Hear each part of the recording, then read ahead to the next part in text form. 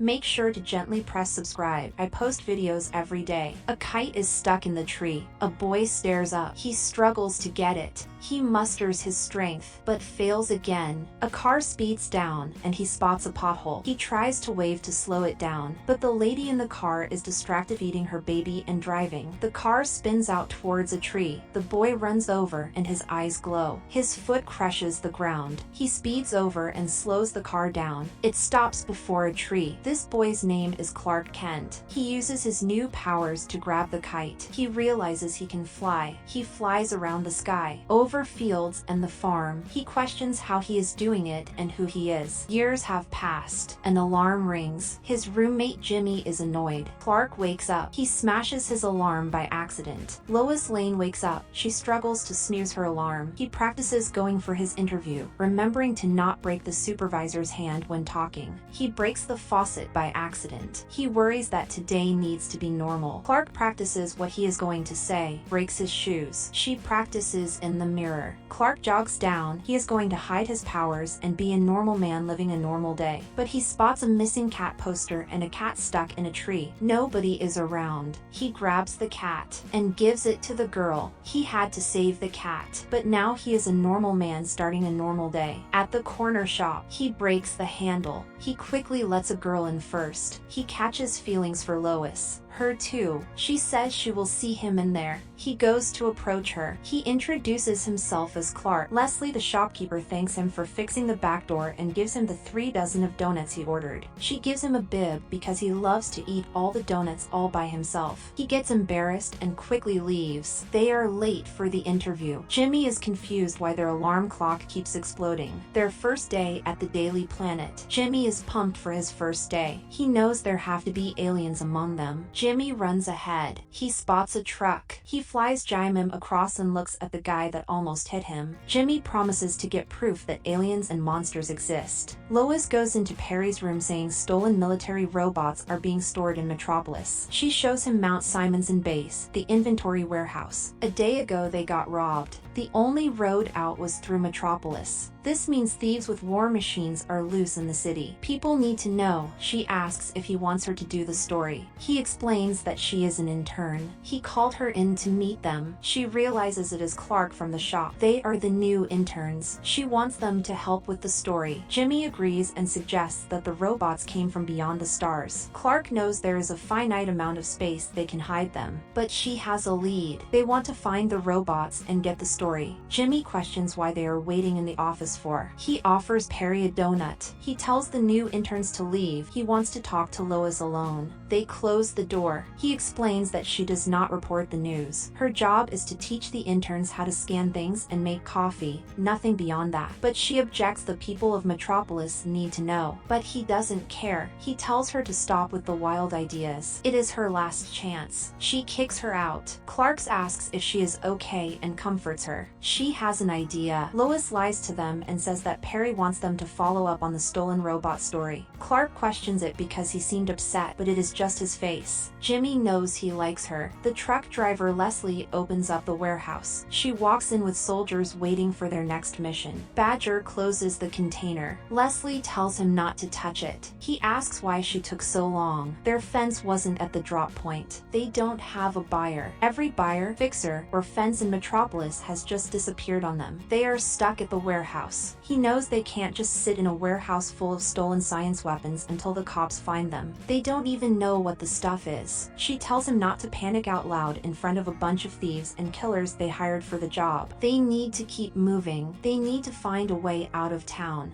But a robot smashes open a crate. It grabs a person. A hand smashes through. A laser starts to form, but she scans her hand. The robot drops him. She asks who messed with the robot. They assume Brad. She tells them to suit up and load the trucks. Time for Plan B. At the corner shop, they are meeting Lois's very credible and serious journalistic source. Flip Johnson is a businesswoman. Flip is one of the planet's newspaper delivery kids. They call themselves the News Kid Legion. location. They see everything during their routes so they know what is happening. But Flip doesn't hand out freebies. She needs something in return. They need help with the News Kid newspaper. Big Words does the puzzles. Gabby does the opinion ed. Patty does the cartoons. And Flip is the editor. They want Perry to deliver their paper too. If Lois asks for them and Foes her next 3 English essays, they agree to 2 essays and free snacks. In the last 24 hours, Gabby saw a bunch of trucks running the red light. Clark realizes it was the girl he saw driving the truck. If they wanted to transport stolen goods, they would do it in plain sight. They point them to a location. Jimmy takes photos outside. Clark worries it could be dangerous for them. He questions if Perry is fine with them following the robot article. She gets a text from Perry to get back. She says that he can't wait to see the story. He lifts her, but he catches her. They have a moment. Jimmy shows them an open door. The warehouse is empty. They look around for clues. They find PM initials. Clark takes a call. Perry calls to tell them to get back to the office or they will all be fired. Lois realizes it is the port of Metropolis. They are moving the robots to the docks. He admits Perry just called him. He knows she lied to them. She knew they wouldn't have helped. But he knows it's not about the city, it's about her. They trusted her and she used them. She says they are a team. She doesn't want his help. She drags Jimmy away. Lois can't believe Jimmy's dumb, beautiful, muscular friend. Flip watches them. She rambles on about how she lied, but he wouldn't have helped her like he helped that old bib lady. She realizes she was being selfish and got him fired from his dream job. They realize a crane is moving the containers with robots. They found the robots and the people who stole them. They spot them. They shoot them. They summon the robots to hunt them. Flip spots them running. She realizes this from the robot. She tells Clark that Lois was right. He agrees she lied, but he doesn't know if he would have helped her. He says that they found the robots, and the robots turned on them. He flies off. The robot finds them. It cuts a line in a container separating them. Clark catches her. He tells them to run from the robot. He shoves Jimmy out of the way. It hits him. They continue running from the robot. It goes to hit them, but a man stops the punch. Jimmy takes a photo. He destroys the robot, but it punches him, crushing the ground. He dodges a hit, and the laser beams. He rips out the core, killing robot. Badger runs away. Leslie activates all the robots. They all jump out. He flies up. Lois spots the scanner. He flies towards them, but the lasers knock him back. Lois runs up the stairs. It charges up the laser, but it falls over. She hit the scanner. The robots run towards her. She slowly deactivates them, but they cut off the containers. She dodges the lasers, turning off another robot. The last one charges a laser for her. His body starts glowing. His pod location glows. He speeds up, punching the robot away. Lois wants to know who he is. He flies off. He pretends to become Clark again. She apologizes. Jimmy worries about him too. Jimmy has pictures of the flying man. They have the story of the century. They decide to call him Superman. Perry says it is garbage. The photos are all blurry pictures of robots falling, but they aren't fired. He will run their story once they get a photo shoot with their flying man. They are excited. They just need a photo shoot with Superman.